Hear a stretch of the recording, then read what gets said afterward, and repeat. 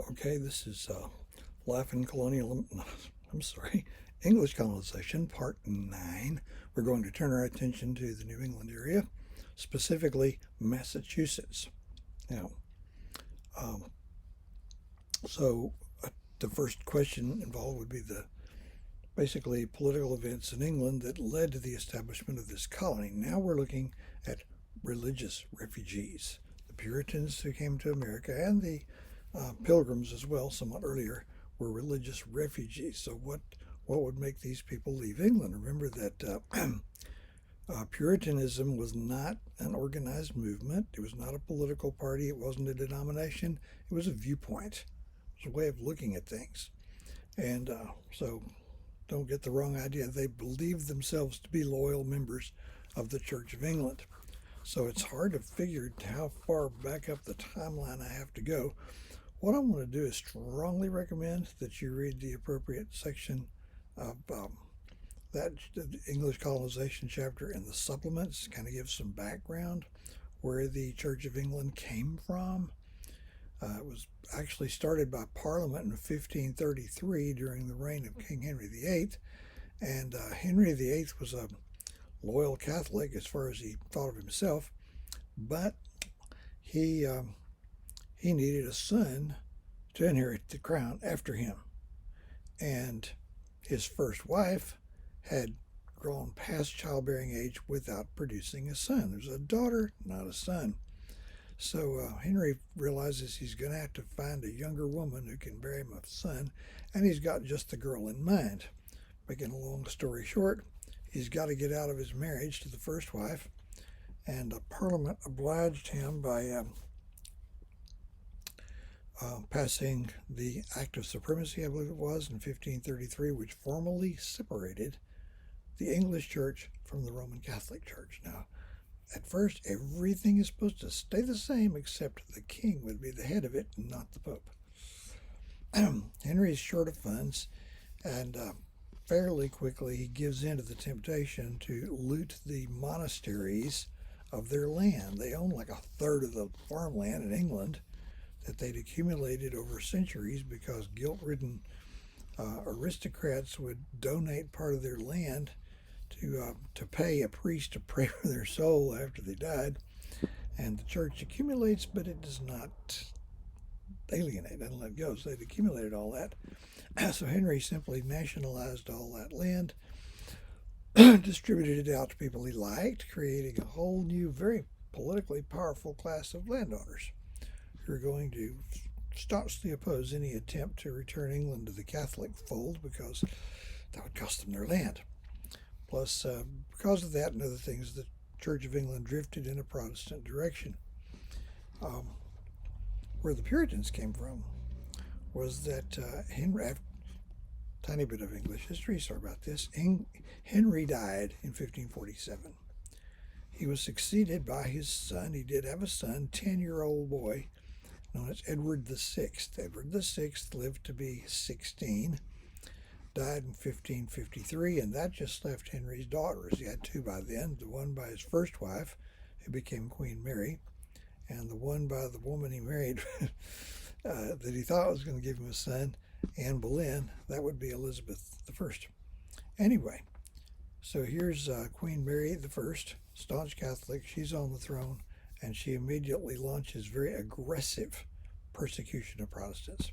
She's known to us as Bloody Mary because she ordered the execution by burning at the stake around 450 English Protestants. Well, that'll get the job done. Many others fled the country and went down to Switzerland, the city of Geneva, Switzerland, which was still under the leadership of a very influential French lawyer turned theologian named John Calvin. Anyway, when Mary died in 1558, Elizabeth came to the throne.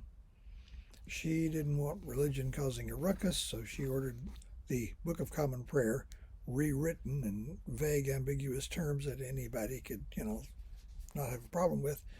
So the Puritans, the coast is clear, they came back home, bringing their Calvinism with them. Okay. And they flourished. They're very, very strong in the English middle class. So Puritans are not hungry down and outer economic refugees. They have prosperous farms, businesses, law practices. A lot of them are well educated, but they're not a separate group. Remember, they're part of the Church of England. Elizabeth did not perceive them as a threat. So it didn't bother her when, by the 1590s, an unofficial majority of the House of Commons just happened to be Puritans. All right, after her death in 1603, her cousin, the Scottish king, became King James I. He didn't like the Puritans, but he didn't really bother them. He didn't mess with them either. That lasted for over 20 years. Then he died in 1625, and things looked like they're going to get ugly because James the First's son,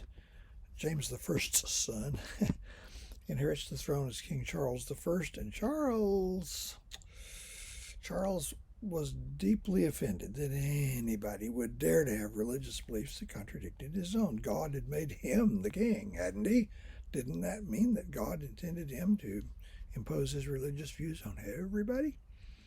Well, the Puritans saw him coming, and the way things worked, first of all, the English king could not collect taxes without the permission of the kingdom, and the English House of Commons, the lower house of Parliament, was the agency that would give that permission.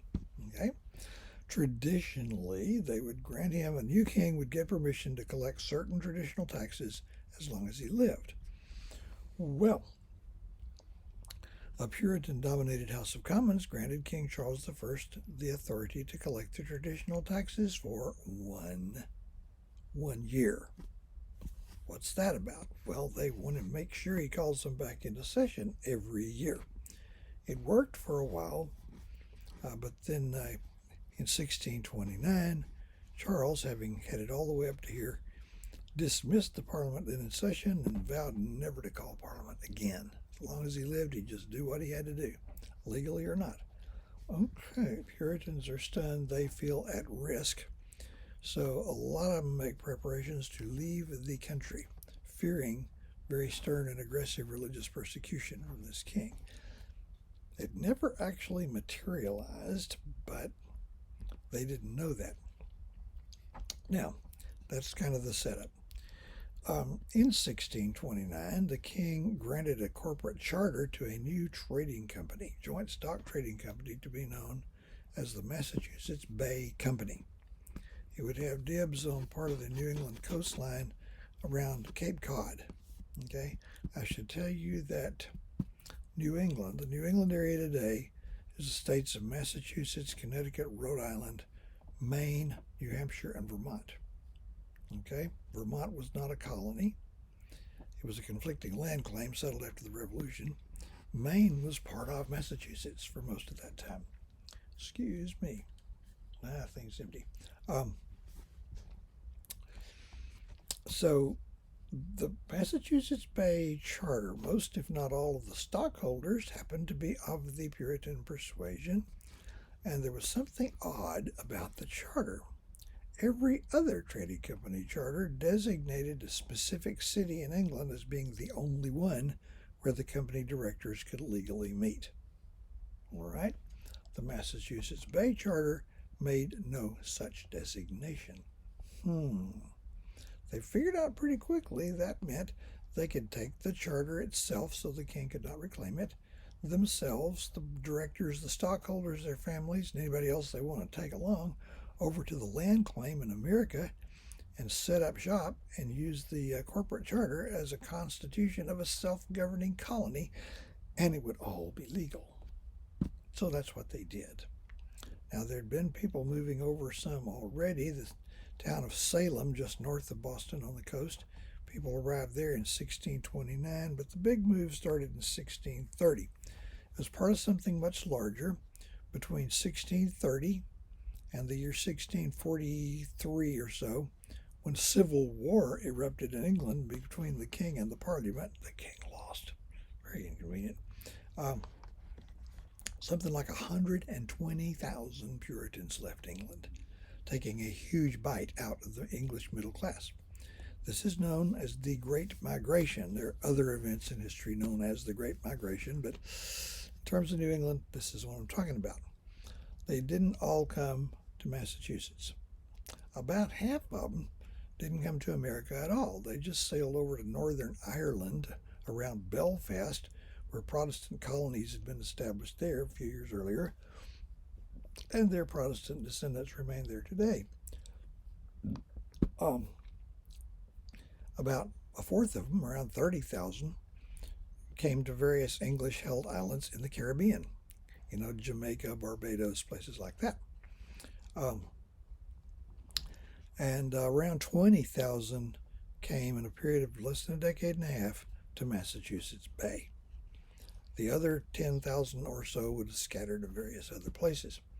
So, this is the beginning of settlement here. They arrive in 1630. The scale is vastly larger than previous colonizations by England. Virginia starts with 3 ships with just over 100 men and boys. Plymouth, not an official colony, just south of Boston.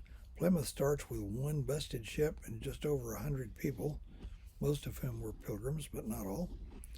Massachusetts, it took like 12.5 ships and 2 different sailings to bring, and I've now seen differing accounts. It's either 1,000 people or around 2,000 just in the first year alone.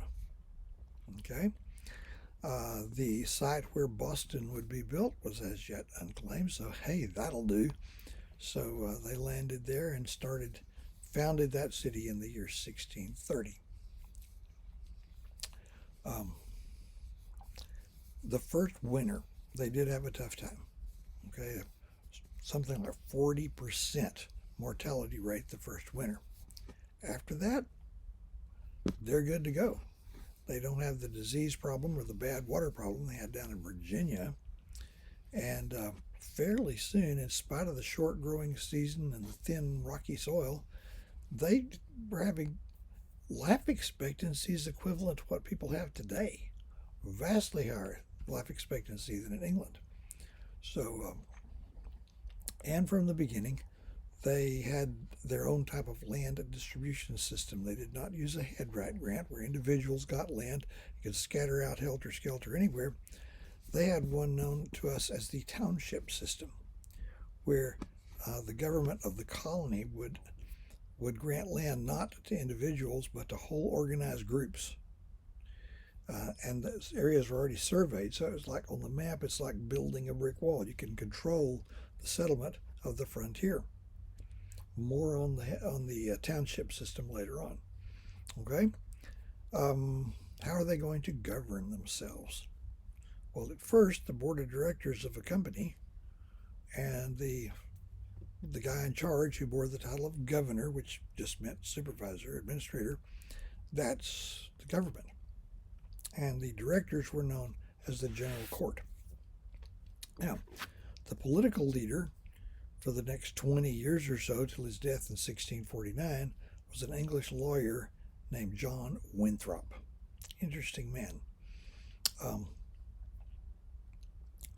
At an early session of the general court, he invited all the landowners to come as well. So it kind of opened it up where everybody who wants to be, at least landowning men, are members of the general court. How did a man get to be landowning? Well, the king grants the land to the colony, and the colony grants it to the people who are going to set up towns, and from there they get granted land. It didn't take very long.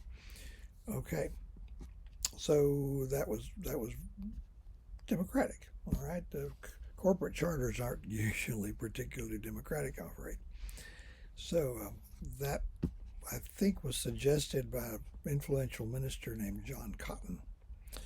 All right, let's see. They required, the religion being the most important thing in their lives, they require well-educated ministers. So they set up a tiny little college in Cambridge, which is near Boston, in 1636 and named it after an Englishman who had donated some books, Harvard College. Within only a few years, Oxford University was accepting Harvard degrees as equivalent to its own. It's still there. It's 384 years old, I believe. I'm going to have to come back in the next section, which will be 10.